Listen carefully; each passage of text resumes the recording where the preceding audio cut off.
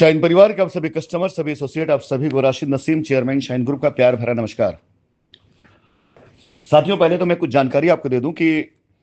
1 जुलाई से पहले कंपनी किसी भी तरीके से लीगल इतना ज्यादा अपने आप को इन्वॉल्व नहीं करी हुई थी कि हमें अपने आप को किसी मामले में बचाना है या किसी भी तरीके से हमको कस्टमर से लड़ाई लड़नी है, कुछ ऐसा करना है, ऐसा हमारा कोई इरादा नहीं था। और उससे पहले हम पूरी तरह सेटलमेंट के मोड पे भी थे। जब इलाहाबाद हाईकोर्ट में मुकदमा चल रहा था तो लगातार हमारा प्रयास यही होता था, कोर्ट हमें रास्ता दे दे, हम कस्टमर से बैठकर सेटलमेंट कर लें और बाकी सारा सब कुछ निपटा दिया जाए। लेकिन बारंबार बारंबार जब हर बार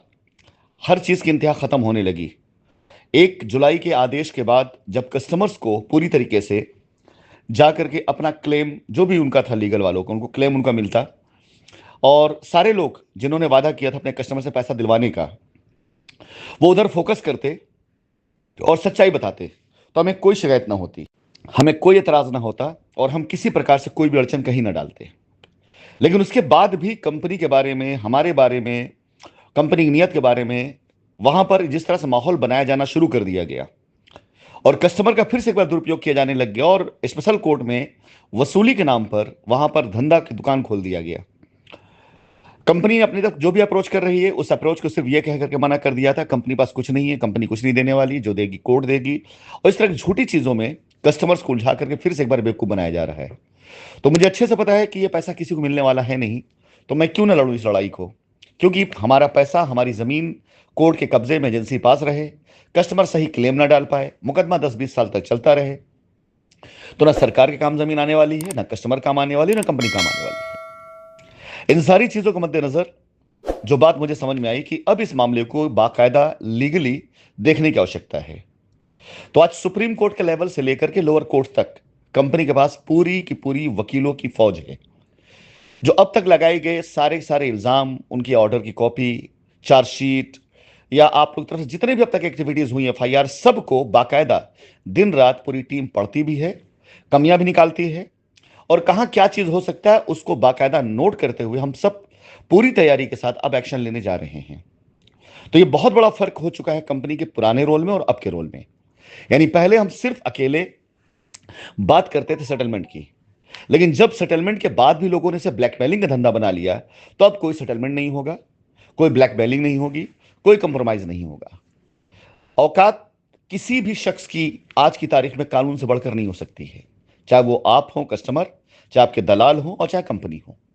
कानून में जो धाराएं हैं उसका पालन अच्छा सा करना हम सब की जिम्मेदारी भी है और मजबूरी भी है। तो शिक्षा नेट के तहत जो कानून कहता है उसका अक्षरशा पालन कराने के लिए हम लोग पूरी तरीके से प्रतिज्ञाबद्ध हैं। किसी भी हाल में उस कानून से लेफ्ट और राइट ना हम जाएंगे और ना किसी को जाने देंगे। अगर कानून यह कहता है कि सबसे पहले ट्रायल चला करके हम पर यह साबित किया जाए कि हमने ब्लैक मनी से ये प्रॉपर्टी खरीदी जो सीज की गई, प्रोसीड ऑफ क्राइम दिखाया जाए कि ये प्रोसीड ऑफ क्राइम है, ये ब्लैक मनी था जिससे जमीन खरीदी गई, मनी लॉन्ड्रिंग साबित हो, तभी ये जमीन सरकार नीलाम कर पाएगी, अन्यथा नहीं कर सकती, ये कानून कहता है और हम इसका अक्षरशा पालन करवाएंगे। बाकायदा एजेंसी को साबित करना पड़ेगा, जो असंभव है, पूर्ण रूप से असंभव है, क्योंकि हर एक क्राइम की एक लिस्ट होती है, एक पैरामीटर होता है, उसमें आने वाली चीजें क्राइम कहलाती है, उसके बाहर चीजें लाके फिक्स नहीं कर सकते आप उसमें। तो जो पैरामीटर है प्रोसीड ऑफ क्राइम का, ईडी का, उसमें हमारी कंपनी की एक्टिविटी कहीं भी नहीं आती है, किसी हाल में नहीं आती है। तो किसी भी लेवल पर कोर्ट में हम कहीं पर भी इसको किसी भी तरीके से जीतेंगे, और हर हाल में जीतेंगे। जब तक जीतेंगे नहीं तब तक अपील करते रहेंगे। अभी स्पेशल कोर्ट में मुकदमा चल रहा है, हमें पूरा यकीन है वहां जीतेंगे। वहां अगर किसी वजह से नहीं हो पाया, मान लेते हैं अपील में हम हाई कोर्ट जाएंगे, सुप्रीम कोर्ट उसके ऊपर खुला हुआ है, डबल बेंच खुला हुआ है, बहुत कुछ है। तो ये तो मान के चलें आप कि किसी भी हाल में कंपनी अब इस मुकदमे को अपने हाथ से नहीं जाने देने वाली। लेकिन इसी के साथ साथ अब जो नई कहानी समझ में आ रही है कि हम पर तो इल्जाम जो लगाए गए मनी लॉन्ड्रिंग वगैरह आती चली गई और सब होता चला गया, लेकिन उसके पीछे जो खेल खेला गया है, ऐसे पहले भी बहुत कंप्लेन आई जिसमें यह कहा कई कस्टमर ने कि उन्होंने वकालतनामा साइन नहीं किया है, उनका नाम पता नहीं कैसे दे दिया गया, उनका नाम एफआईआर कैसे आ गया मुझे पता ही नहीं है। इससे पहले हल्के में लिया गया है, लेकिन हमारे सीनियर लॉयर्स की टीम ने इसके और बाकायदा एक वर्किंग करने के बाद एक पूरा एक प्लानिंग तैयार किया कि ऐसे सभी रिट जितनी भी डली हुई जिसमें कस्टमर्स का यह दावा है कि वकालतनामा उन्होंने साइन नहीं किया, उन सभी रिट में वकालतनामा और कस्टमर के साइन का वेरिफिकेशन की मांग कर दी जाए। और इसके लिए 2-4-10 खाली एविडेंस काफी है, जो कि अमित कुमार गौतम या इसके अलावा 2-4 और रिटों में मिल चुके हैं, जिसे कस्टमर कहना कि मेरा नाम ऐसे डाल दिया, मैंने साइन नहीं किया वकालतनामा पर। अब यहां पर ये तो काम मेरा हो गया है, हमारे 5 लोग भी आ गए, मेरा काम हो गया। उन 5 के एप्लीकेशन के आधार पर वकालतनामा चैलेंज कर दिया जाएगा, रिट चैलेंज कर दी जाएगी, जांच की मांग कर दी जाएगी। क्या जांच होती है, कब होती है, बात की बात, लेकिन रिट की तो ऐसी तैसी लग जाएगी।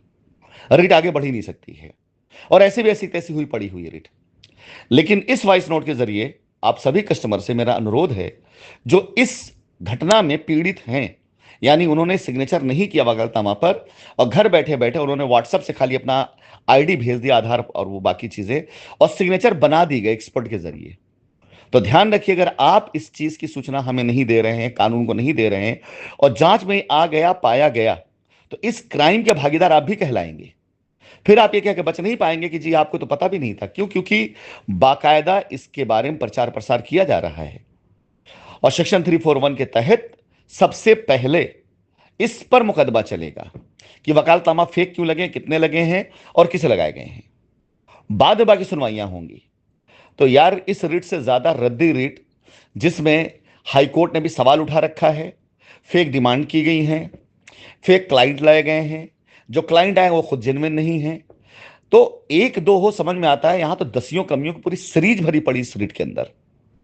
आप समझ सकते हैं, अगर समझदार आप हैं, मेरी बातों पर यकीन करने की जगह अब इसके बारे में किसी अच्छे वकील से राय ले लें। और मैं फिर से राय दूंगा कि अगर आपका वकालतनामा किसी भी रिट में नहीं लगा है, कहीं पे भी, नॉट ओनली अमित कुमार गौतम, इसके अलावा कहीं पर भी अगर आप हैं और वकालतनामा आपका नहीं है, तो होशियार हो जाइए, क्योंकि हम इसकी जांच की मांग लेकर के आ रहे हैं। और यह जांच हो करके रहेगी, क्योंकि पहले सुप्रीम कोर्ट से ऐसे कई ऑर्डर हो चुके हैं, मैंने आपको भेजा हुआ, इनका हवाला देते हुए, इनका रेफरेंस देते हुए हम इन्हीं के उस पर जांच की मांग करेंगे कि ऐसा पहले भी हो चुका है, और सुप्रीम कोर्ट के आदेश के अनुसार सीबीआई ने जांच करी थी और यह पाया गया था। तो यह मान के चलें कि आपकी रिटों की जांच होना बड़े आराम से संभव है। और जब सब चीजें चालू हो जाएंगी, आप खुद अंदाजा लगाओ कितने साल लग जाएंगे आपको पैसा मिलने में। लीगल वालों के साथ मुकदमा लड़ने में भले 10 साल गुजर जाए, 20 साल गुजर जाए, मुझे कोई परवाह नहीं। लेकिन जो लोग लीगल में नहीं गए, उनकी लायबिलिटी उन्हीं की नजर सामने मैं उतार के दिखाऊंगा अगले 6 महीने के अंदर, यह भी मेरा वादा है। और जो लोग एग्जिट कर जाएंगे इस मुकदमे को जीतने में, जो लोग साथ देंगे सच्चाई का, उनके लिए वही 6 महीना मैं भी फिट कर दूंगा। अदरवाइज एक बार ये वक्त बीत गया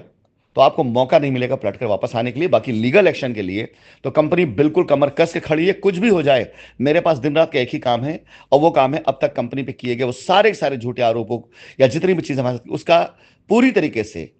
बाकायदा पर्दाफाश करके सच्चाई सामने लाना, गुनहगारों को सजा दिलाना और बेगुनाहों को बाइज्जत वापस ले आना।